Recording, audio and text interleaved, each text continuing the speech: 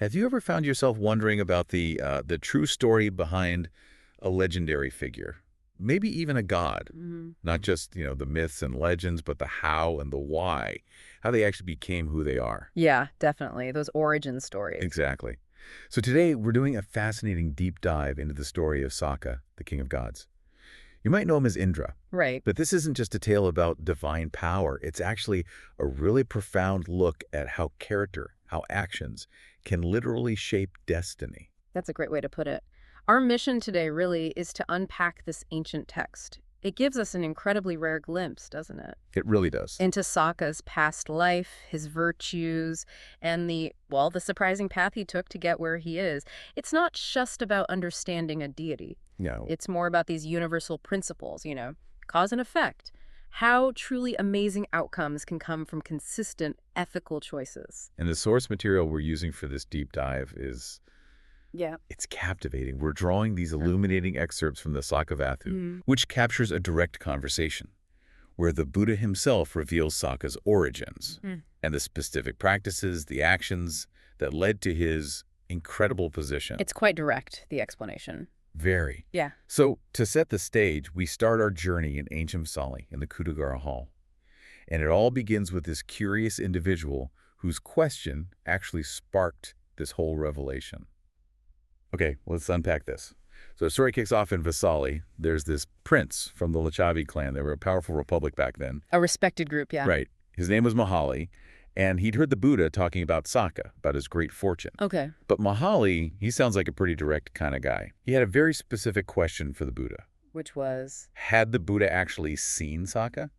Or was he just, talking theoretically, like about some concept? And also, is Sakka really that hard for a human to actually perceive? Ah, okay. A direct challenge almost. Kind of. And the Buddha's answer was immediate, very clear, no room for doubt. What did he say? He just affirmed, yes, I have seen Sakka, the Lord of Gods. Straight up. Yeah. But what's really significant here, I think, is that the Buddha didn't just stop there. He didn't just say, yes, I saw him. Right. He went further. He emphasized that he knows Sakka himself, and crucially, the qualities by which Sakka attained his position as Sakka. Ah, so not just seeing him, but understanding the how, the process. Exactly. It wasn't just a sighting. It was this deep understanding of the essence, the method behind Sakka's incredible rise. Okay, so the Buddha isn't just confirming existence. Yeah. He's actually laying out the path, the blueprint almost. That's exactly it. A blueprint for becoming a powerful deity. What was the most surprising thing for you about this blueprint when you first read it in the text? Well, one really striking aspect is how Sakka's names, his various names, act as direct clues to his past. The clues, how so? Each name reflects a specific virtuous action he performed way back in his human life when he was a young man named Magha. Okay, like what? So he was called Magava simply because, well, his human name was Magha. Pretty straightforward. Right. But then he earned the name Purindada. That means giver in former lives. For generosity. Exactly, consistent generosity. Then he became Sakka, which means respectful giver. So not just giving, but how he gave. Precisely, with care, with reverence. Yeah. He was also known as Vasava, the dwelling giver, Providing shelter. lodging, rest spots for others. Then there's Sahasako, the thousand-eyed. Thousand-eyed, what does that mean? It signifies incredible perceptiveness, like his ability to think of 1,000 meanings or maybe 1,000 affairs in just a moment. Right. Really sharp. No. Then Sujampati, that's husband of Sujata. She was his consort, an Asura princess. Asura. Aren't they usually antagonists? Often, yeah, a class of power-hungry deities, sometimes at odds with Sakka's gods. We'll definitely come back to her story later. It's quite something. Okay, noted. And finally, Devanamindo, Lord of Gods, because he rules the Tavatinsa gods, that specific heavenly realm. So what you're saying is these aren't just random titles. Not at all. They're like cosmic merit badges, a resume of good deeds. That's a perfect analogy, a cosmic resume, earned through specific, impactful actions. really highlights that cause and effect. Yeah, it does. And that understanding, it leads us right to the core principles behind his rise, doesn't it? Absolutely. If we step back, it's clear Sakka got his divine status not through luck or fate. No magic wand. Right. But by fully undertaking and, crucially, perfecting 7 specific vows back when he was Magha, the human. 7 vows. And these weren't just, casual promises. They were lifelong commitments. They literally shaped his destiny. Lifelong. Okay, let's hear them. What were these 7 vows? Okay. These really form the core of his practice. It's quite a code of conduct. First, for life, to support one's mother and father. Okay, filial piety. Care for parents. Deep care, yes. Second, for life, to honor the elders in one's family. Respect for experience, wisdom. Third, for life, to speak gently and kindly. Compassionate speech. Non-harming. In all interactions. Fourth, for life, to avoid divisive speech or slandering. No gossip, no stirring up trouble. Right. Refraining from words that cause discord. Fifth, this one's quite comprehensive. For life, to live at home with a mind free from the stain of stinginess. Free from spinginess. So generous. Very generous. Charitable, clean-handed, delighting in giving up, approachable for requests, delighting in sharing gifts. It's about boundless generosity and openness. Wow, okay, that's a big one. It is. Sixth, for life, to speak truthfully. Honesty, integrity. Always. And finally, seventh, for life, to be free from anger. And if anger did happen to arise, Which it does. to quickly remove it. So emotional mastery, inner peace. Exactly. Cultivating that calm. Imagine committing to all 7 of those for your entire life. Day in, day out. It sounds incredibly demanding. It does. Were there, specific challenges mentioned? How did Magha actually apply these vows in practice? Yeah. Beyond just saying, I commit. That's a really good question. And the story does show his commitment being tested, especially that non-anger part. Let's picture this. We're in Akala village, ancient Magadha kingdom. This is where young Magha starts his path. Not with big, grand gestures. No. But just by clearing a pleasant spot for himself where he worked. Simple, right. Okay. But here's the striking part. His unwavering non-anger. Even when other people would repeatedly displace him, physically push him away from the spot he just cleared. Seriously. They pushed him, yeah.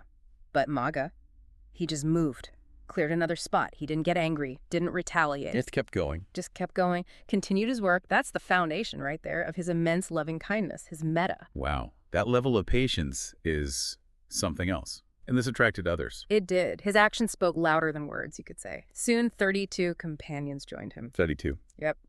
All dedicated to clearing paths, quite literally. They'd make roads smooth, set up rest spots, light fires in winter for warmth, make sure there was water in summer for travelers. So they became this group working together. A group of 33, unified and doing good deeds. They became known as the 33 Companions. Okay, a force for good. But what happens when that kind of selfless intention runs up against? Well, selfishness. That's exactly the conflict that arises. The village chief, who sounds like a pretty greedy character, he saw no immediate profit for himself in all this community work, so he cooked up a scheme. Oh no, what did he do? He falsely accused Magha and his companions of being robbers, went straight to the king. Robbers. Just like that. He wanted to get rid of them. Seems so, just wanted them gone. And the king. Did he investigate? This is the dramatic part. The king, apparently without bothering to investigate at all. Just took the chief's word for it. Seems like it. He immediately ordered Magha and all 33 companions to be trampled to death by an elephant. What? Trampled by an elephant. Talk about swift, unjust judgment. Exactly, a terrifying prospect. But this is where the power of metta, that loving kindness, really shines. Ow, what could they do? Facing certain death, Magha didn't panic. He instructed his companions, cultivate boundless loving kindness. Towards who? Toward everyone involved. The king who condemned them, the village chief who slandered them, the elephant being sent to kill them. Even the elephant. Even the elephant. And crucially, towards themselves, too. And what happened? The elephant, despite being urged forward by its mahout, refused to approach them. It was like it was repelled by this aura of collective metta. It wouldn't go near them. Nope. Even when they were covered by mats trying to hide them from the elephant's sight, it just backed away. Wouldn't do it. Incredible. The king must have seen this. Oh, he did. Witnessing this undeniable miracle, the king realized his terrible mistake. I bet. What did he do then? He immediately asked for forgiveness, and then in this astonishing reversal, he granted Magha and his companions the village chief as their slave. Wow. The chief became their slave. Yep. Talk about a swift turn of karma, right? You're not kidding. 1 minute framing them, the next. Yeah. Wow. And he also gave them the very elephant that was supposed to kill them to ride, and the entire village itself to use as they pleased. Amazing reward. So what did they do? Just kick back and enjoy their new status? That's what makes this next part interesting. Their response shows how their commitment to merit had deepened. They didn't stop. No. Instead of just enjoying their prosperity, they decided to do even more good. Like what? They used their new resources, the village, the elephant, maybe even the chief's labor, who knows, to build a huge rest hall, a sala. A rest hall? For who? For the public, at a major crossroads. Continuing their virtuous work, but on a much grander scale now. Okay, that's impressive. But didn't you mention something odd about this hall earlier? Ah, yes. Here's that curious detail. When they built this magnificent rest hall, they specifically decided not to grant women any share in the merit generated by it. Why would they do that? Seems a bit exclusionary. But the text doesn't really elaborate on the why, but it notes the decision. And this decision, seemingly minor at the time, leads to a very unexpected twist later on in the heavenly realms. Okay, I'm intrigued. So let's talk about those heavenly results. What happened when Magha and his companions passed away? The results were, well, almost unimaginable. Truly spectacular, manifesting in Tavatimsa heaven, the realm of the 33 gods. Okay, lay it on us. Magha himself, reborn as Sakka, king of gods. The top spot. The top spot. Yeah. His 32 companions, also reborn there as lesser deities surrounding him. So the whole group made it. The whole group. And remember the carpenter who actually built the hall? Yeah. He became Visukamma, the divine architect in heaven. Wow, even the carpenter got a divine upgrade. Indeed. And the physical results were just staggering. From that simple rest hall they built, a magnificent structure called the Vidyanta Palace arose in Tavatimsa. It towered 700 yojanas high. 700 yojanas. How big is a yojana? It's an ancient unit, varies a bit, but think many, many miles high. Immense. Okay, immense palace. What else? Remember Magha's original Kovalara tree where he first cleared his spot? Yeah, back in the village. From that, a colossal tree appeared in heaven, the Parakataka tree, sometimes called the coral tree.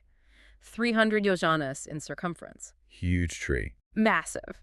And from the simple stone slab Magha used to rest on. The one he kept clearing. That one. A huge responsive rock formed at the base of this Parakataka tree, the Pandakambala slab. Responsive, how? It was 60 yojanas long, 50 wide, 15 thick, enormous, and it literally adjusted itself to Sakka. When he sat, it softened.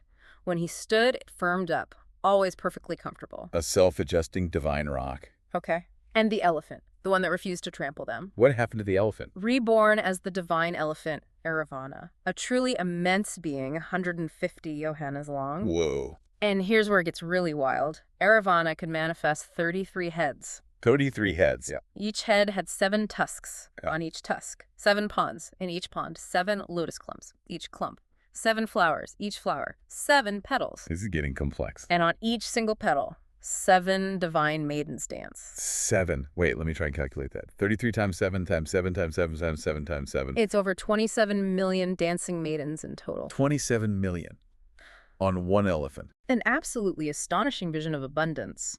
The scale just underscores how even seemingly simple virtues, practiced consistently, can yield these incredibly grand results.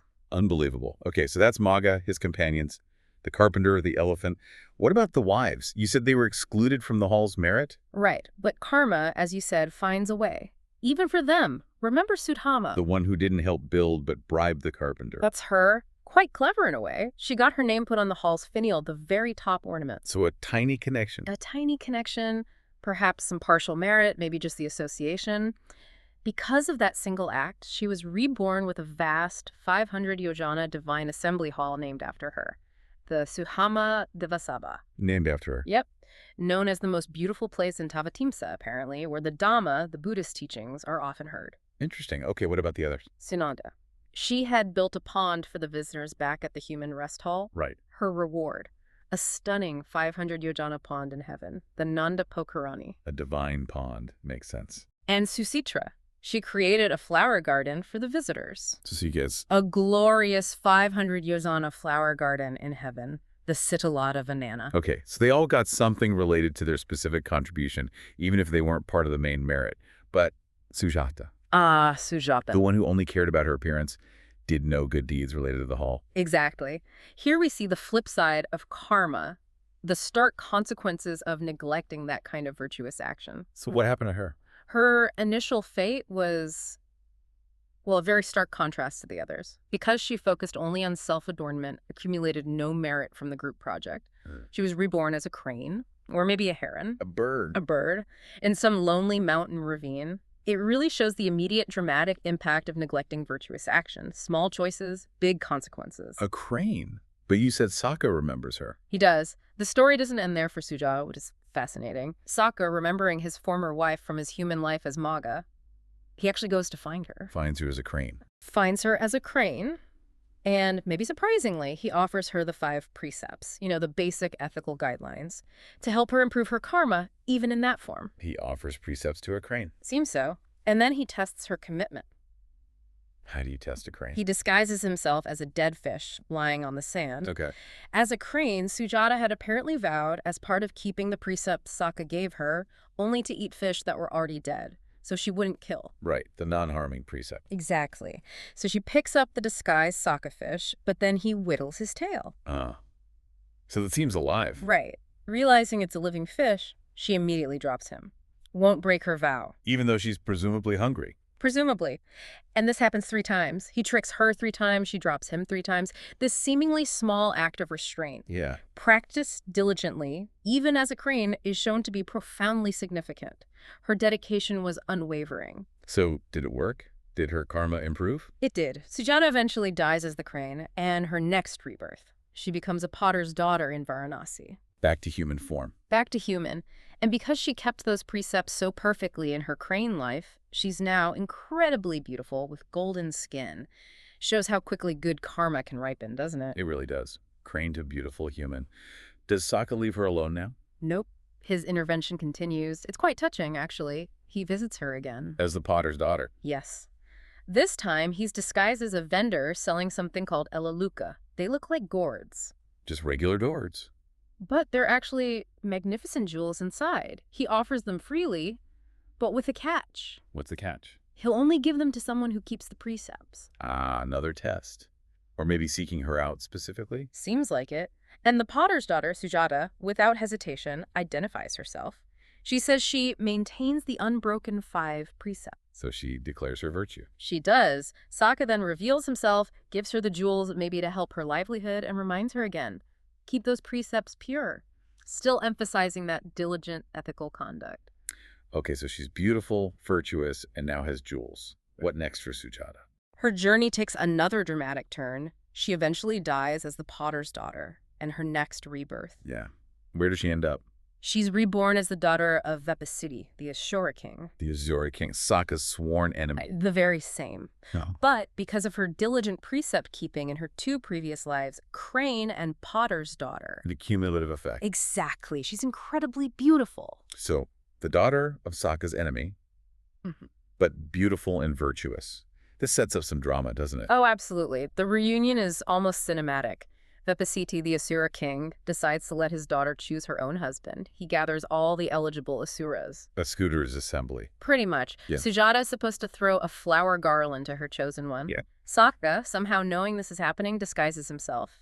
Again, this time as a really old, decrepit-looking Asura. An old Asura. Why? Maybe to test her again. Or just to be inconspicuous. He stands right at the very edge of the crowd. Hiding in plain sight. Kind of. And Sujata, she sees him. Despite the disguise, she recognizes him. Maybe due to their deep connection from past lives. She recognizes Sakka. Seems so. And she throws the flower garland directly onto the old, disguised Sakka. No way! What did the other Asuras do? They were mortified, embarrassed that their beautiful princess chose this, old grandfather-like Asura. I can imagine. But Sakka doesn't wait. He immediately declares who he really is, takes Sujata's hand, and leaps into the sky, revealing his true identity and power. A grand reveal and escape. But the Asuras must have chased them. They did. But even in this moment of escape, there's one final act of compassion that really reinforces Sakka's character. What happens? As his chariot, driven by his charioteer Mahali, is speeding away, it goes through this forest of silk cotton trees. All right. And in the trees are young Garudas, these mythical eagle-like birds, often enemies of the Asuras themselves. They cry out in fear, terrified of being crushed by the speeding chariot. Yeah, the poor things. Right. And Sakka, rather than just plowing through or ignoring them, even with the Asuras hot on his tail, Yeah. What did he do? he orders Mahali to turn the chariot around, to avoid harming the young Garudos. And turn around. While being chased? That's risky. But shows that meta again. Incredible meta, yeah. And it has an unexpected effect. The pursuing Asuras see the chariot turn back towards them. And they think. They assume Sakka must have reinforcements coming. That's the only reason they can imagine him turning back. So they get spooked and retreat in shame. Huh. His compassion inadvertently saved him from the chase. Exactly. A beautiful little twist. So, Sujata, what's her ultimate reward after all this? Yeah. Crane, Potter's daughter, Asura princess. Her perseverance pays off big time. Sakka brings her to Tavatimsa, his heavenly realm, and he makes her the chief of 2.5 Koti, that's millions, like 25 million Apsaras. Chief of the divine dancers. Chief of millions of them, celestial beings known for their beauty. And then she asks Sakka for one special boon, one special favor. Which is? To always be with him wherever he goes. And he grants it. He grants it, solidifying their connection, forged through all those lifetimes and challenges. What a journey for her. Yeah. Okay, so we've had Magha's vows, the companions, the incredible rewards, Sujata's whole arc. How does the Buddha wrap this all up? What's the main point? He brings it right back to the core lesson. After telling this whole elaborate story, the Buddha concludes very simply, this is how Magha, the young man, practiced the path of diligence. Diligence. Diligence. Appamāda is the Pali word, non-negligence. It's the key. So appamāda, non-negligence. That's the thread tying it all together. That's presented as the absolute foundation. The Buddha states that this appamāda, this diligence, is praised by Buddhas and other sages. It's universally important. Praised by all wise beings. Yes.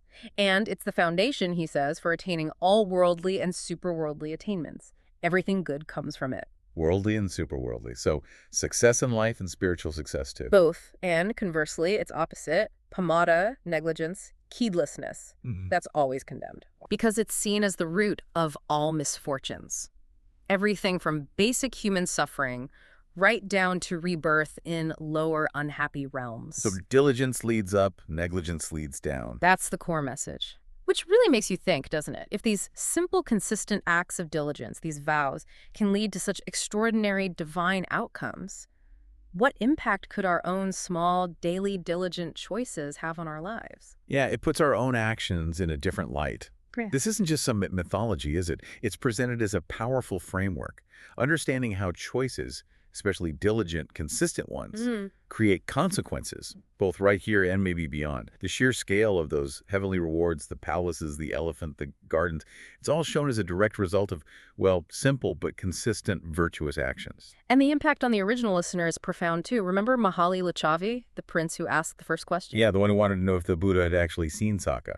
Upon hearing this whole teaching, this detailed explanation, he attains stream entry, Sotapati. Stream entry. That's a major spiritual milestone in Buddhism, isn't it? The first stage of enlightenment. It is a profound spiritual awakening. And the text says many others in the audience also gained deep spiritual insights just from hearing this story. Wow. The sheer detail in all these outcomes, from the divine rewards down to Sujata's rebirths, it just hammers home that direct link, cause and effect.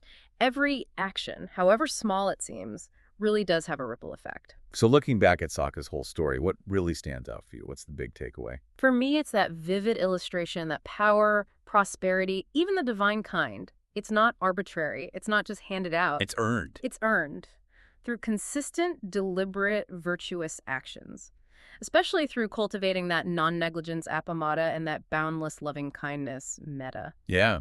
And this deep dive really shows that even a figure like Sakka, a king of gods, has a past.